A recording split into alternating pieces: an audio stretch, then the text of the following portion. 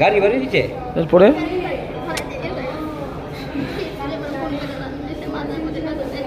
কোন জায়গাতে হয়েছে ঘটনা? তারা বাইক নিয়ে কোন জায়গা থেকে লোককে ভাড়া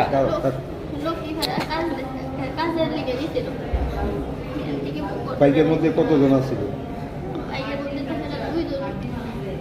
কি নাম তারার?